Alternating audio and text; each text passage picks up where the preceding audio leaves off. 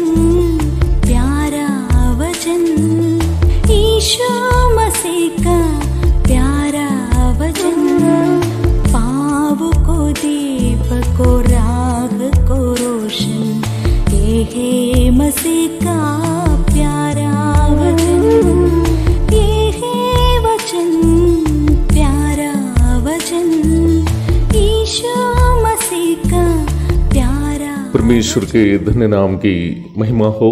प्रभात मनन के सत्र 1756 में आप सभी का बहुत ही विनम्रता के साथ स्वागत करता हूँ। आइए आज के मनन के लिए हम पढ़ते हैं इब्रानी अध्याय 1 पद 3। वह उसकी महिमा का प्रकाश और उसके तत्व की छाप है और सब वस्तुओं को अपनी सामर्थ्य के वचन से संभालता है। वह पापों को धोकर ऊंचे स्थानों पर महामहिमन के दाहिने जा बैठा। कल हम ये देखे थे कि प्रभु यीशु मसीह ही है जो अदृश्य परमेश्वर को संसार में मनुष्य के रूप में दृश्य कराया है।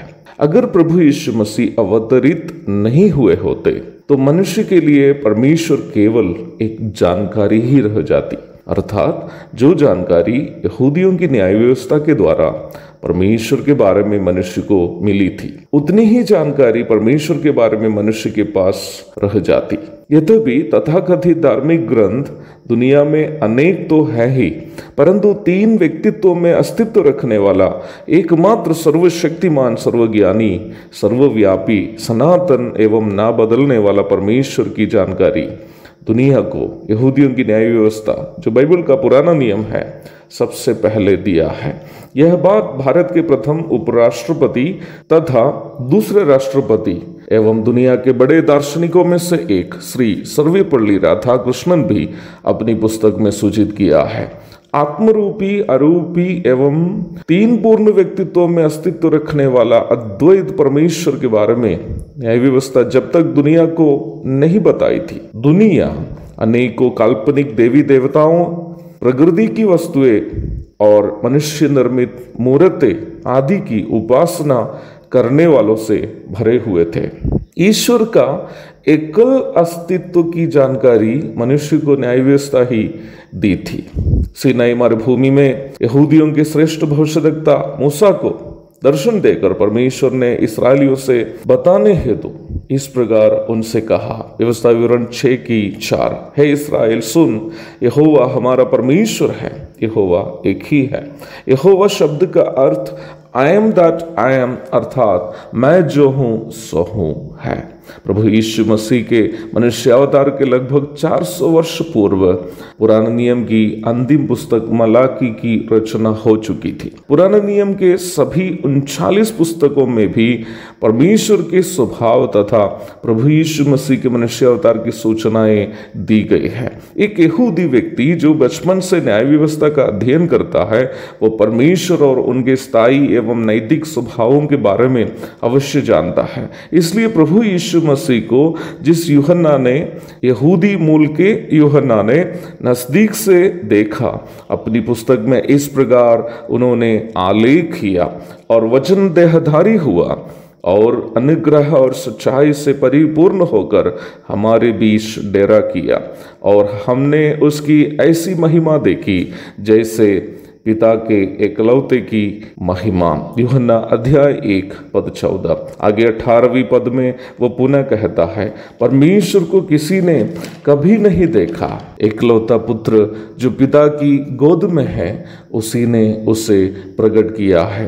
बाइबल नए नियम में कई बार जब प्रभु यीशु मसीह संसार में थे, अपना परिचय मैं हूं करके कहते हुए हम देख सकते हैं। यहाँ तक गतसमने बगीचे में उनका गिरफ्तार करने के लिए रोमी सैनिक लोग जब आए, उन्होंने उन सैनिकों को देखकर इस प्रकार कहा, तुम किसको ढूंढ रहे हो? नासरी यीशु को? वो मैं हूं।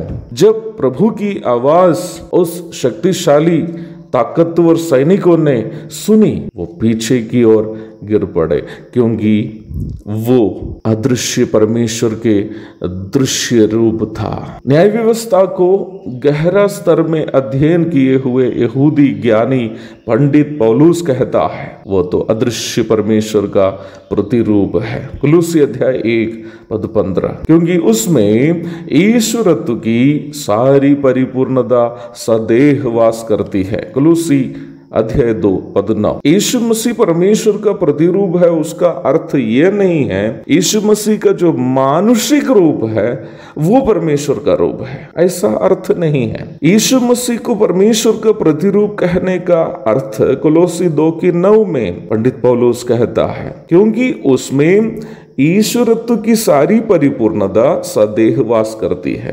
परमेश्वर के सभी स्थायी एवं नैतिक स्वभाव उसकी परिपूर्णता में यीशु मसीह में उन यहूदियों ने देखा जो न्याय व्यवस्था का अध्ययन करते थे।